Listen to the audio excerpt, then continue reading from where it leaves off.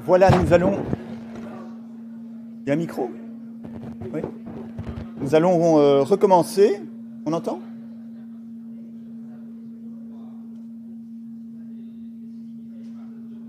Apparemment, il y a un petit souci technique.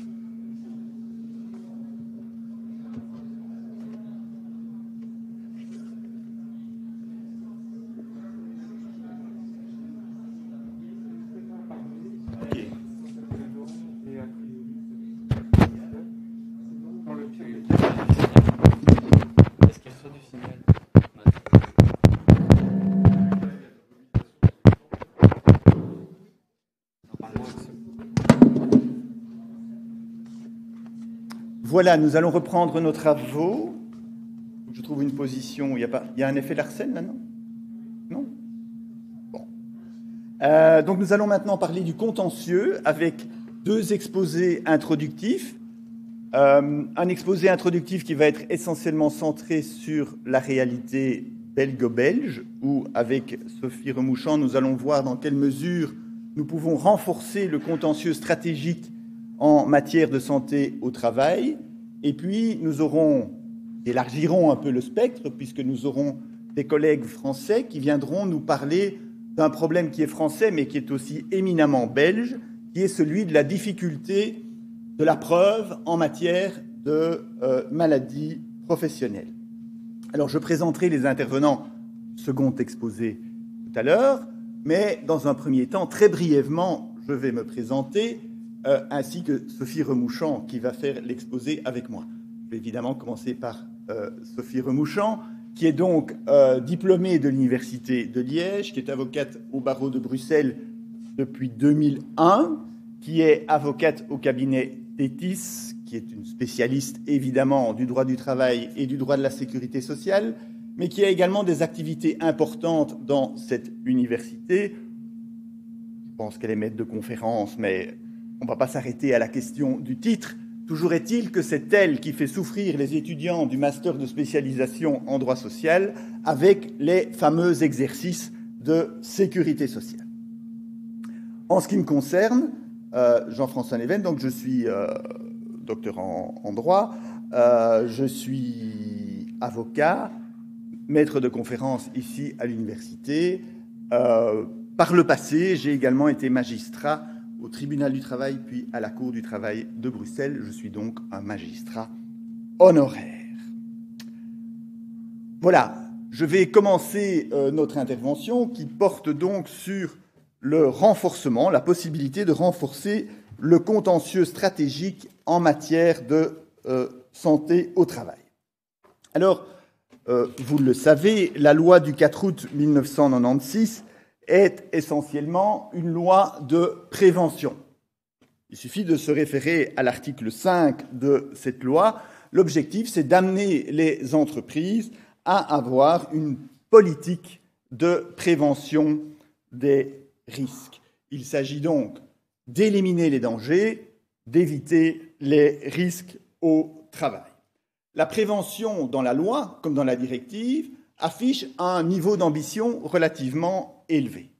Toutefois, il y a une forme de paradoxe, c'est que si on a des dizaines d'articles, des centaines d'articles dans la loi et dans le Code du bien-être, qui traduisent une série de principes, une série d'obligations qui sont très importants, comme la notion de risque, la notion de danger, la notion de prévention, etc., on n'a aucune traduction judiciaire de tout cela. Ce sont tous des concepts qui n'ont pas été travaillés sur le plan judiciaire. Comme le disait Laurent Vogel dans l'article consacré au droit de retrait, il disait depuis 1996, aucune saisine des tribunaux belges ayant comme objet les aspects collectifs et structurels de la prévention. On aura l'occasion d'y revenir. C'est essentiellement au stade de la réparation, mais pas de la prévention, qu'on a un contentieux en Belgique. Alors cette priorité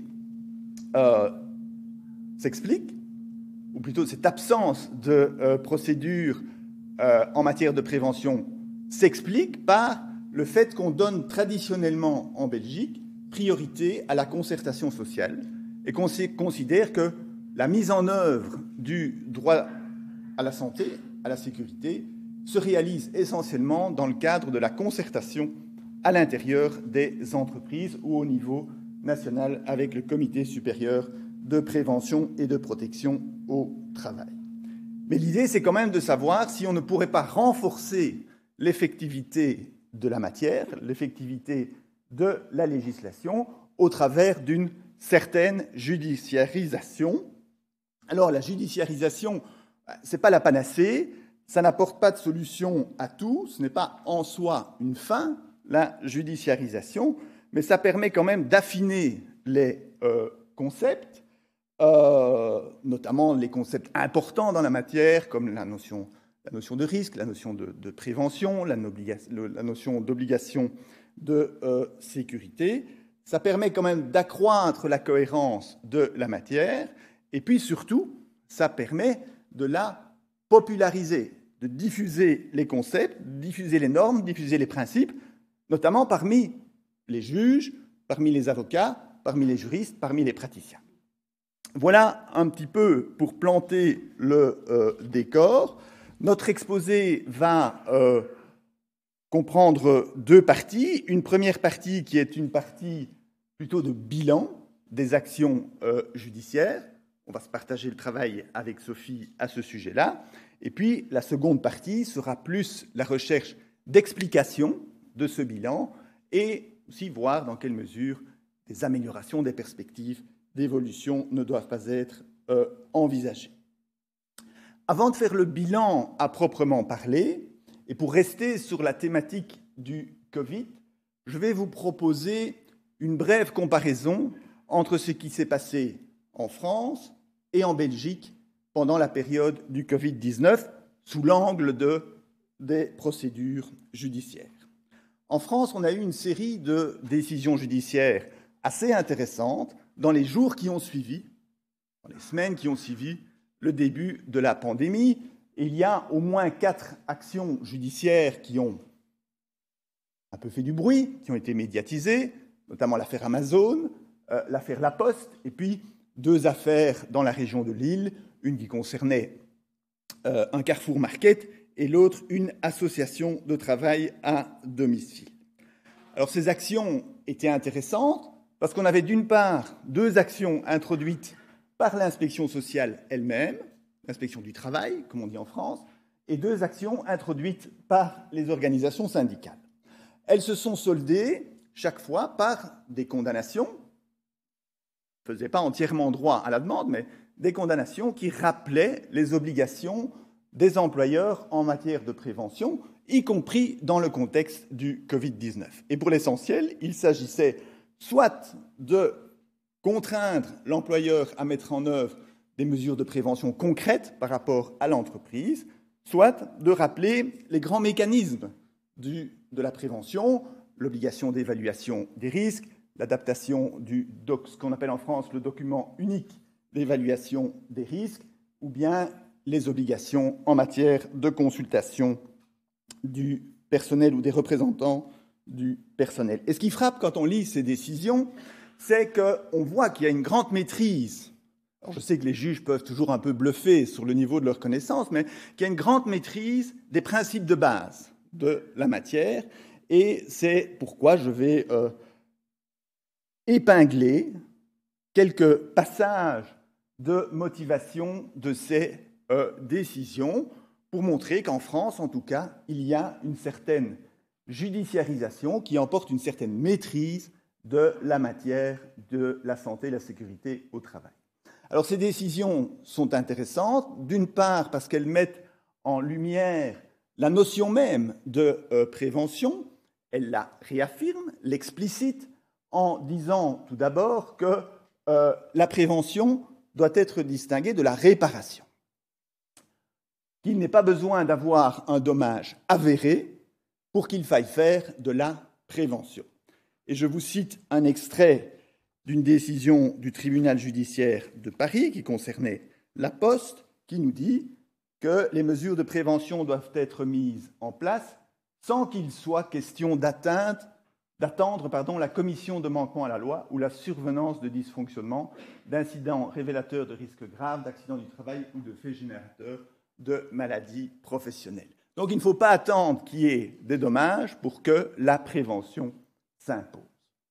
Intéressant aussi ce petit passage d'une décision aussi du tribunal judiciaire de Paris à propos du contexte du Covid-19. Il nous dit « Ne faisons pas de la prévention stéréotypée.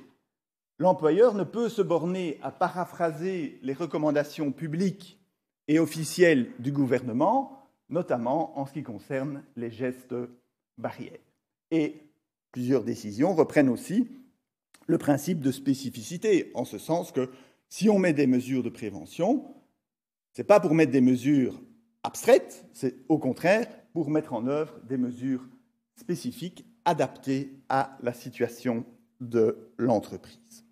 Deuxième point sur lequel, me semble-t-il, ces décisions sont intéressantes, ces décisions françaises sont intéressantes, c'est que les tribunaux font usage de leur pouvoir d'injonction à l'égard des employeurs, y compris à l'égard du secteur public. C'est souvent une question qui est soulevée, c'est on dit vis-à-vis de l'employeur public, on ne peut pas imposer des mesures parce que séparation des pouvoirs. Le pouvoir judiciaire ne peut quand même pas venir dire à un employeur public ce qu'il doit faire. De manière très intéressante, dans l'affaire La Poste, le tribunal judiciaire de Paris répond à cet argument de la séparation des pouvoirs. Au moins 2 des 4 décisions abordent la fameuse question des risques biologiques. Évidemment, c'était avant qu'on ne se prononce sur le catégorie 3, catégorie 4, et le tribunal de Lille, le tribunal judiciaire de Lille, intègre l'idée que ce sont bien des risques biologiques et qu'il faut faire une liste des travailleurs concernés, etc. Donc, anticipe, me semble-t-il, sur le fait, il ne le dit pas comme tel, mais anticipe sur le fait qu'on doit respecter les obligations niveau 4, catégorie 4.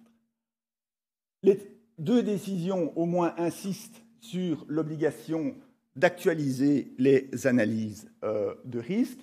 Un des tribunaux rappelle qu'il est en son pouvoir d'ordonner à l'employeur de procéder à une évaluation complète de toute la gamme et de la typologie possible des risques professionnels, y compris les risques psychosociaux. M. Rollin a insisté tout à l'heure sur l'importance de lier les risques professionnels, notamment liés à des agents biologiques, et les risques psychosociaux, et aussi le pouvoir d'ordonner en conséquence des mesures adaptées de prévention au titre des impératifs et standards habituels de sécurité juridique et sanitaire. Évidemment, les décisions rappellent le caractère essentiel de la consultation des travailleurs en cette matière, en évoquant non seulement le droit fondamental des travailleurs à être consultés sur leurs conditions de travail, mais aussi, ça a été dit aussi tout à l'heure, le fait que ce sont les travailleurs eux-mêmes qui, généralement, connaissent le mieux la situation de leur poste de travail, la situation de risque auxquels ils sont confrontés, et que donc, à ce titre-là, pour une raison simplement d'efficacité des mesures, il est nécessaire, souhaitable de les consulter.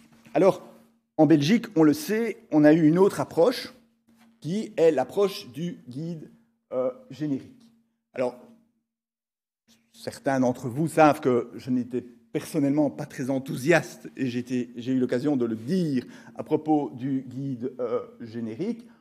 Bon, processus d'élaboration quand même un petit peu particulier, où ce ne sont pas les partenaires sociaux eux-mêmes qui l'ont adopté, mais on a endossé le point de vue de différents experts, et surtout, on a mis, alors, je ne sais pas si c'est en somnolence ou bien si c'est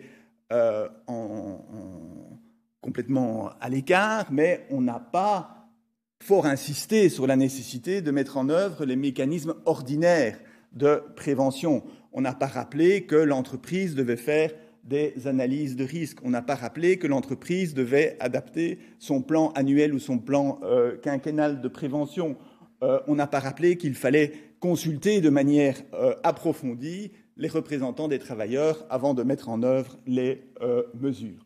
On a eu une approche assez stéréotypée de la prévention, disant essentiellement gestes barrières, marquage au sol, Mais c'est à peu près tout. Je vous ai dit tout à l'heure ce que le tribunal judiciaire de Paris en avait dit, c'est qu'il ne faut pas faire une approche stéréotypée de la prévention, mais au contraire, il faut, y compris en ce qui concerne les gestes barrières, mais au contraire, il faut avoir un principe de spécificité, appliquer la prévention à l'entreprise elle-même. Et surtout, et j'en terminerai là avant de donner la parole à Sophie, on n'a pas eu de véritable aiguillon judiciaire. Il n'y a personne qui a été devant un tribunal pour dire les principes de prévention ne sont pas respectés par le guide générique et ne sont pas respectés par les entreprises qui se fient à ce guide. Et ça montre, me semble-t-il, l'état des pratiques, l'état des habitudes par rapport à la judiciarisation de la matière de la santé et de la sécurité au travail en Belgique, où on estime qu'il n'y a pas véritablement place pour un contentieux en la matière, dans la mesure où, à première vue, a priori, on met tous ses œufs dans le même panier, celui de la concertation sociale. Mais Sophie, à qui je vais donner la parole, va peut-être nuancer un petit peu ce bilan.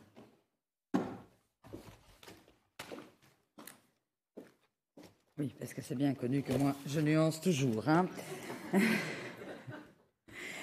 Bon, alors, ce qu'on voulait faire quand même, au-delà de ce constat par rapport au Covid, vous avez compris, il n'y a pas de contentieux, en tout cas de décision judiciaire en matière du Covid, et c'est-à-dire qu'il n'existe pas de contentieux qui explore ou qui mobilise le droit de la santé et de la sécurité au travail. En Belgique, ça n'est pas exact. Nous avons en fait deux gros contentieux qui existent dans la réalité. D'une part, le contentieux pénal et d'autre part, le contentieux civil devant les juridictions du travail.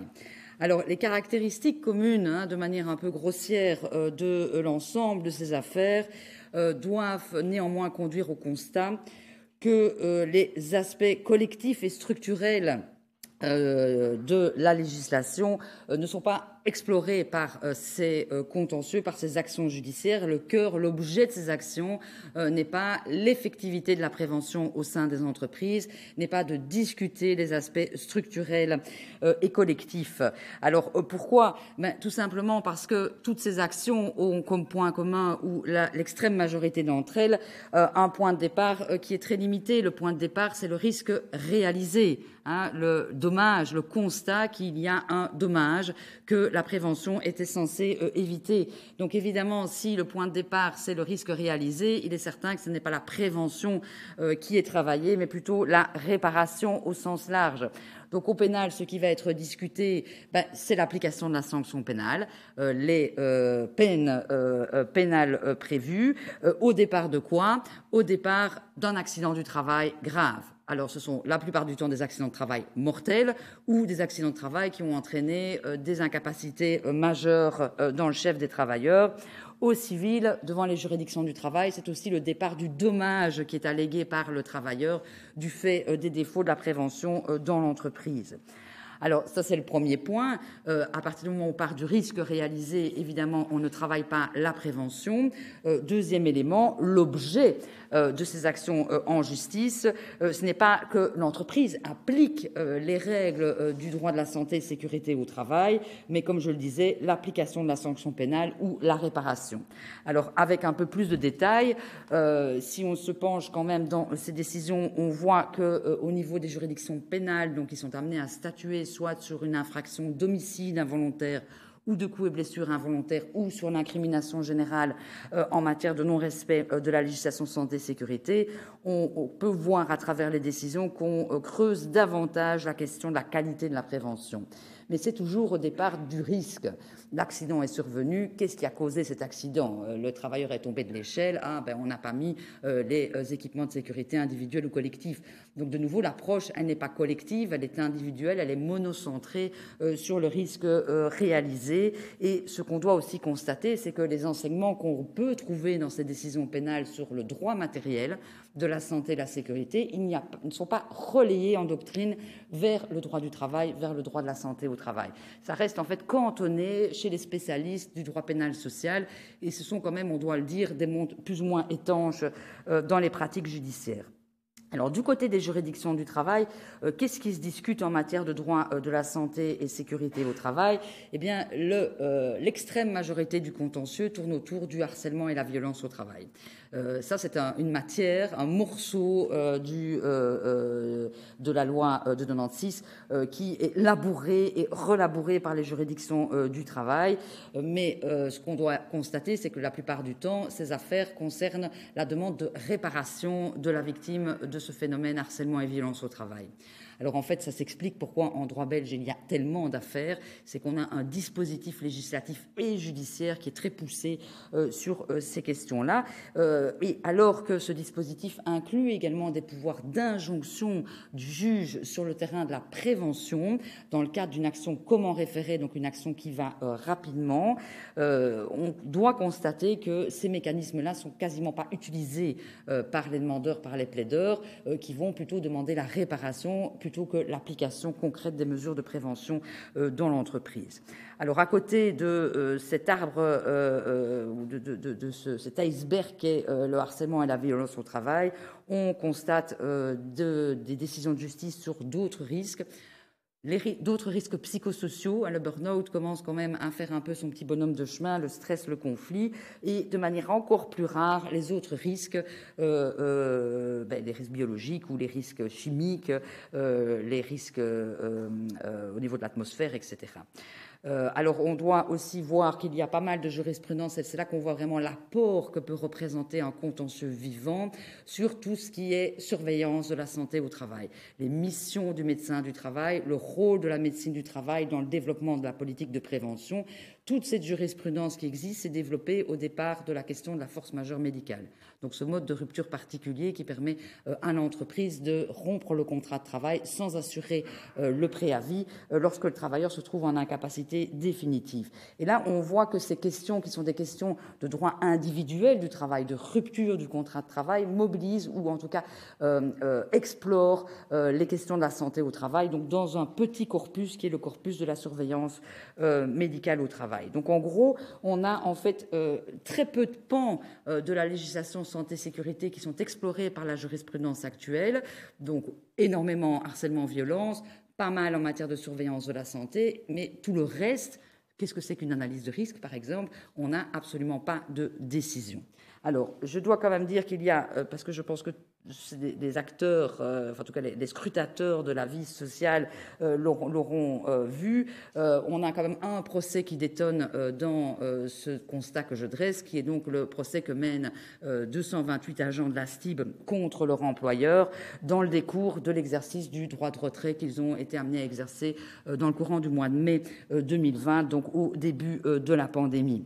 Alors, c'est aussi un procès qui est réactif à, non pas ici un risque réalisé, mais plutôt un risque grave, un danger grave et immédiat, et qui est réactif surtout à une problématique de défaut de prévention. Donc le procès a quand même un intérêt sur le sujet dont on parle, dans la mesure où on n'a pas de risque réalisé, où c'est quand même la question de la prévention qui est mise en avant, mais ce procès se concentre quand même sur certains aspects du dispositif, le fameux droit de retrait, dont on sait qu'il s'agit d'une pièce importante, mais quand même assez mineure du droit de la prévention au travail, puisque c'est le dernier niveau de prévention. Lorsque tout le reste a échoué, la protection individuelle du travailleur par son action individuelle. Cela étant, mais on verra évidemment ce que les juridictions du travail vont faire avec l'affaire. C'est aussi l'occasion quand même d'avoir des éléments de discussion sur les aspects structurels de la législation, notamment qu'est-ce que l'analyse de risque, comment l'analyse de risque doit être menée, est-ce que la stratégie peut se développer en dehors de la participation des travailleurs, quel est le rôle des méthodes de quantification des risques, en l'occurrence la méthode Kiné, qu'est-ce que c'est que cette notion de risque acceptable dans la législation. Donc à voir si au final ces éléments pourront être discutés, ou donneront en tout cas lieu à une jurisprudence, à une décision de justice qui explore ces matières-là, mais en tout cas c'est à ma connaissance la seule affaire belge qui interroge devant les juridictions du travail directement les dispositifs de santé-sécurité au travail. Voilà. Donc on va faire la chaise musicale, hein, mais je reviens.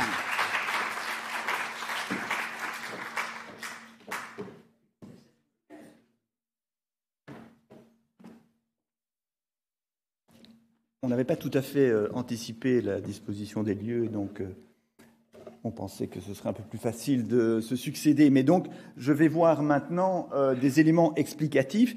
Et donc, vous l'avez compris, il n'y a pas véritablement dans le paysage belge de contentieux centré sur les aspects collectifs et structurels de la prévention. Et la question que je vais aborder maintenant, brièvement, est de savoir, est-ce qu'il y a dans notre législation pourtant des possibilités de mener à bien un contentieux de ce type, en reprenant la distinction entre le pénal d'une part et le civil d'autre part. Donc, est-ce qu'il y a dans notre arsenal juridique des outils qui permettraient de développer une approche contentieuse, non pas de la réparation, mais aussi de la prévention? Alors, sur le plan du volet pénal, à première vue, oui, sur le plan de notre législation, il y a les éléments nécessaires, puisqu'on a des acteurs, on a l'auditorat du travail, on a une inspection sociale dédiée à la question du bien-être au travail, et puis on a dans notre code des incriminations en matière de bien-être qui sont très larges. Vous le savez, dans le code pénal social, il est prévu qu'une sanction de niveau 3 ou de niveau 4 peut être appliquée dès qu'on a enfreint les dispositions de la loi du 4 août 96. Ce qui est intéressant de relever, c'est qu'on prévoit une sanction de niveau 4 lorsque cette infraction a eu des conséquences sur la santé de certains travailleurs, et de niveau 3 lorsqu'il n'y a pas eu d'atteinte à la santé des travailleurs. Mais donc ça veut dire qu'il ne faut pas nécessairement un dommage, et que c'est bien l'idée de la prévention, de la possibilité de sanctionner la prévention qui est en cause. Rapidement, la Cour constitutionnelle a d'ailleurs validé le fait qu'on puisse sanctionner pénalement le fait de ne pas avoir respecté des mesures de prévention comme telles, et ce n'est pas incompatible avec le principe de l'égalité en matière pénale. Toutefois, quand on va sur le terrain et qu'on voit dans les faits, je vais très vite sur ce slide, on constate que la prévention n'est manifestement pas inscrite au titre des priorités de poursuite. Et dans les faits, quand on consulte par exemple les circulaires du Collège des procureurs généraux, la question de la prévention comme telle n'est pas du tout mise en avant. C'est beaucoup plus la réaction pénale qu'il faut mettre en place lorsqu'il y a des accidents du travail graves, mais pas du tout par rapport à la prévention. Alors sur le plan civil, qu'en est-il? Donc quand je dis civil, sur le plan des actions potentiellement devant le tribunal du travail. Donc là, les acteurs concernés, ceux qui pourraient porter ces actions centrées sur la prévention, ce sont évidemment les organisations syndicales. Comme on n'a pas vraiment testé cette possibilité, je suis dans la situation un peu délicate où il faut à la fois poser les questions, voir les objections que l'on pourrait faire à l'égard d'une action des organisations syndicales visant à la prévention, et aussi apporter les réponses. Les questions, c'est tout d'abord la question, y a-t-il un intérêt né et actuel à agir en prévention? Est-ce que le tribunal du travail est compétent pour une action qui serait essentiellement de nature collective et pas individuelle? Faut-il constater un intérêt propre dans le chef des organisations syndicales, ou peut-on considérer qu'elles agissent sur base d'un intérêt collectif, si elles agissent en vue de faire reconnaître des manquements en matière de prévention? Et puis, est-ce que le tribunal du travail a le pouvoir de donner des injonctions à l'égard d'un employeur? Je vais être très rapide sur ces questions qui soulèvent évidemment beaucoup de sous-questions, et nous serons plus longs dans la contribution écrite qui paraîtra dans le livre qui suivra ce colloque. Intérêt né et actuel, là je pense qu'il y a une confusion à éviter. Ce n'est pas parce qu'on parle de prévention que forcément c'est une action ad futurum, comme on dit. En réalité, si on agit parce qu'une situation d'exposition au risque n'a pas donné lieu à une mesure de prévention. On n'est pas là pour prévenir contre un dommage ultérieur, on est là pour constater qu'une disposition légale n'a pas été respectée. Donc il suffit qu'on ait une exposition au risque qui n'ait pas donné lieu à une mesure de prévention pour qu'il faille considérer qu'on a bien un intérêt né et actuel. La question de savoir si l'action qui serait introduite par une organisation syndicale en vue d'obtenir des mesures de prévention, non pas pour un travailleur déterminé, mais pour un ensemble de travailleurs d'une entreprise, est-ce que cette action ne serait pas une action collective? Et est-ce que le tribunal du travail est compétent pour une action de ce type? Alors il y a une espèce d'opinion commune qui veut que le tribunal du travail est par nature compétent uniquement pour les litiges d'ordre individuel. Il y a des dispositions qui vont dans ce sens-là. La disposition qui traite de la compétence en matière de contrat de travail et surtout la disposition qui traite des compétences en matière de convention collective, qui dit que le tribunal du travail ne connaît que des contestations individuelles portant sur l'application des conventions collectives. Et on en déduit de manière, me semble-t-il, un peu rapide, qu'il est exclu d'avoir une action qui aurait une connotation collective devant le tribunal du travail. Il y a une affaire assez intéressante où une organisation syndicale avait saisi le président du tribunal du travail de Liège en matière de harcèlement, et ça concernait 2 travailleurs. Et donc on avait introduit la demande en vue d'obtenir des mesures de cessation concernant 2 travailleurs. Et le tribunal se dit « ouïe, ouïe, ouïe, c'est collectif ». Et donc il a posé une question à la Cour constitutionnelle, qui n'a pas répondu à la question parce qu'il y avait un problème de libellé de la question, mais ça montre bien qu'en tout cas, il y a un trouble dans le fait, y compris des magistrats, de savoir si le tribunal du travail peut recevoir une action qui ne concerne pas un seul travailleur, mais qui a une dimension collective. Il me semble que la réponse que se posait le président, à la question que se posait le président du tribunal du travail de Liège, se trouve à l'article 79 de la loi du 4 août 1996, qui dit que les organisations représentatives des travailleurs peuvent agir pour tout différent en lien avec cette législation.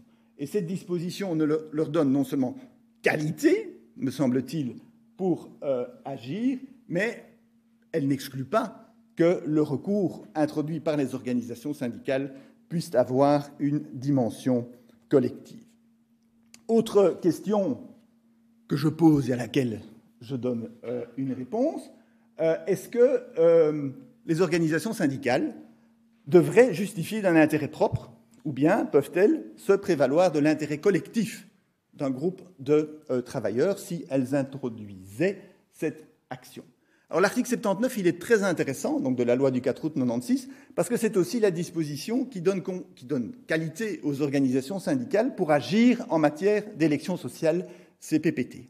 Or là, la jurisprudence considère que c'est un intérêt collectif que les organisations syndicales vont défendre et elles ne doivent pas justifier d'un intérêt propre par rapport à ce contentieux. Donc si on transpose sur notre question de la prévention, l'article 79 n'exige pas un intérêt propre dans le chef de l'organisation syndicale, difficile à démontrer, mais leur permet d'agir sur base de l'intérêt collectif de l'ensemble des travailleurs de l'entreprise. Je pense donc qu'il n'y a pas de difficulté particulière sur le plan donc, de l'intérêt personnel, puisqu'en réalité, il leur suffit d'invoquer l'intérêt collectif des travailleurs de l'entreprise. Et puis, dernière question que je pose, et là, j'ai bien conscience que ça mériterait certainement des développements plus importants, est-ce que le juge a le pouvoir de donner des injonctions claires à l'employeur en matière de prévention? Il y a des arguments de texte, mais il y a aussi le fait qu'on va, un peu comme pour les actions comme en référé, buter sur la question de savoir est-ce qu'on n'enfreint pas le pouvoir de l'employeur d'organiser son entreprise. Il me semble que cet argument a des limites et qu'en tout cas, il ne peut pas empêcher qu'on agisse devant le tribunal du travail, que ce soit en référé ou au fond, pour faire respecter l'encadrement de la loi. Comme par exemple, faire valoir le fait que l'analyse de risque qui a été faite n'est pas correcte, ou que l'analyse de risque n'est pas pertinent, ou que dans les mesures de prévention qui sont proposées, un principe comme le principe que c'est une prévention primaire qui doit être mise en œuvre par préférence à une prévention secondaire ou tertiaire, que ce principe, on doit pouvoir le faire valoir. Donc, si je résume, il me semble qu'il y a une possibilité, au travers de cet article 79, d'avoir un contentieux initié par les organisations syndicales et qui aurait pour objet la prévention collective, et rien que la prévention collective, sans qu'il faille démontrer que l'on a affaire à une situation dégradée. Je vais rendre la parole à Sophie, qui va maintenant voir s'il n'y a pas d'autres difficultés qui pourraient expliquer que le contentieux en matière de prévention ne se soit pas... Reste exactement, en fait.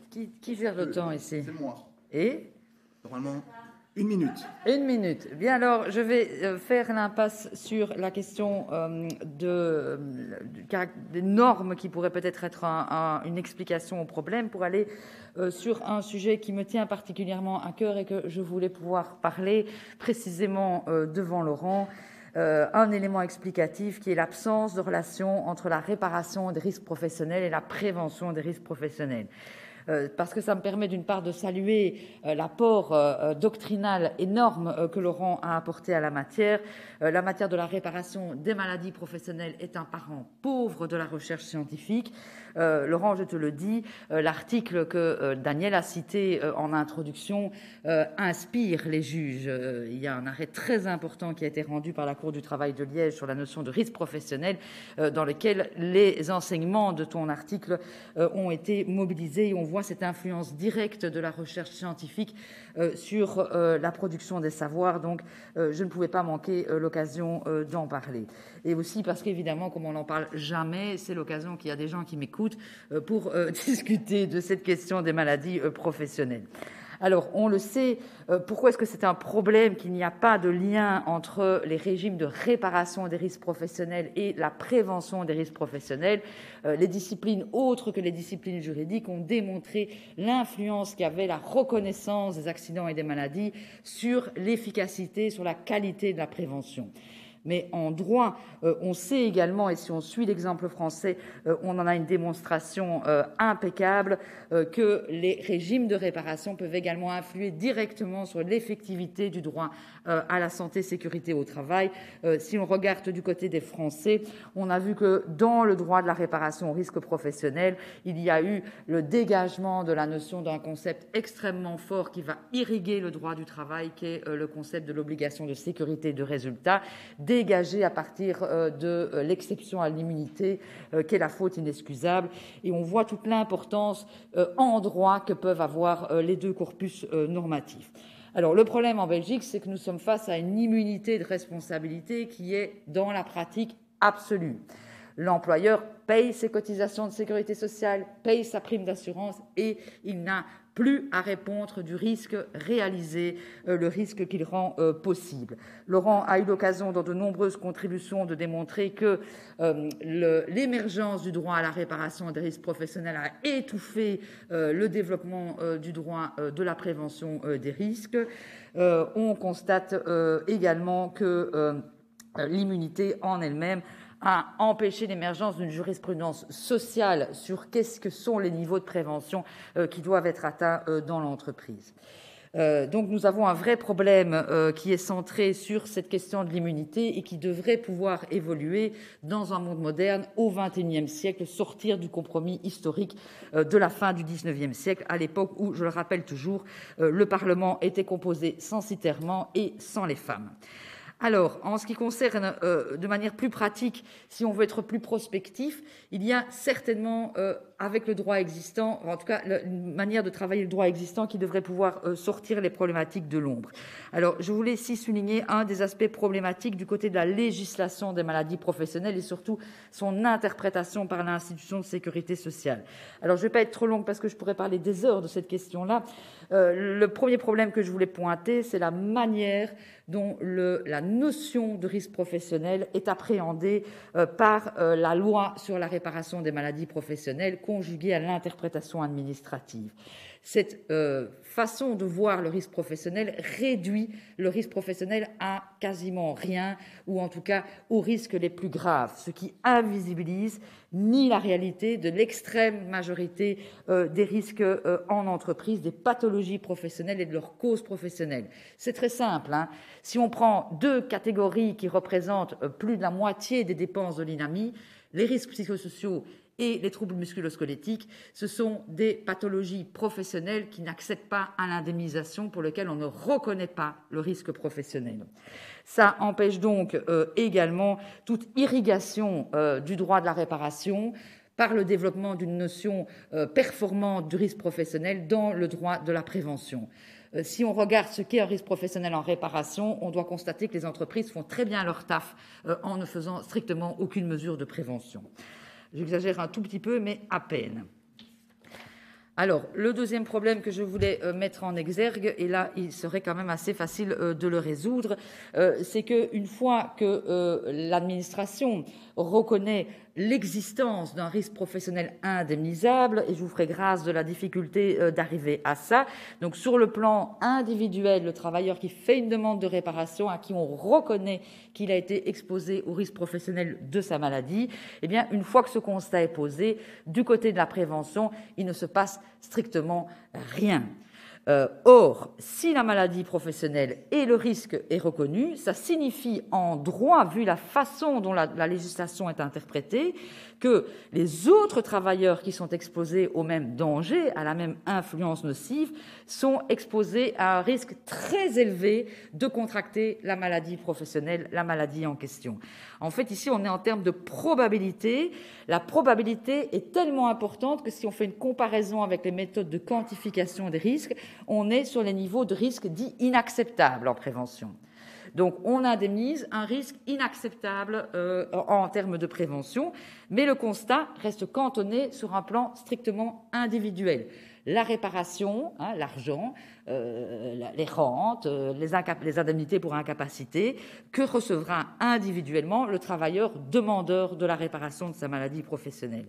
Il n'y a aucun relais sur le plan collectif de ce constat posé dans le champ de la réparation, ni sur le plan de la prévention, parce qu'il n'y a pas de signalement, par exemple, au contrôle du bien-être, qui est donc l'inspection du travail belge, ni à l'employeur, ni au CPPT, ni aux travailleurs, de l'existence de ce risque grave pour la santé au travail. Et évidemment, il n'y a absolument aucune notification à l'employeur de changer, de modifier l'organisation du travail de manière à faire supprimer le risque grave constaté. Et d'un autre côté, il n'y a pas non plus de mise en œuvre pour ces travailleurs qui sont exposés, qui ne sont pas le demandeur de la réparation, aucune mise en œuvre des mécanismes d'écartement préventif, qui sont un volet important de la prévention dans le régime des maladies professionnelles. Et ces travailleurs-là sont même laissés dans l'ignorance du risque auquel ils ont été exposés. J'ai presque terminé, puisqu'ils ne sont même pas invités à... D'abord, on ne les informe pas sur le risque, l'employeur ne reçoit pas l'information, évidemment le travailleur ne le reçoit pas non plus, du coup quand la maladie se déclare, on ne sait même pas qu'il y a un collègue de travail qui a été indemnisé pour la même maladie en question. Donc pour en conclure, sur une chose qui pourrait quand même qui ne demande pas beaucoup d'argent ni d'énergie pour avoir une amélioration, on doit constater que le droit de la réparation du risque professionnel ne joue ni en droit ni en pratique aucun rôle sur le plan de l'effectivité de la prévention, sur le plan de l'effectivité de la législation santé-sécurité au travail en Belgique. Voilà.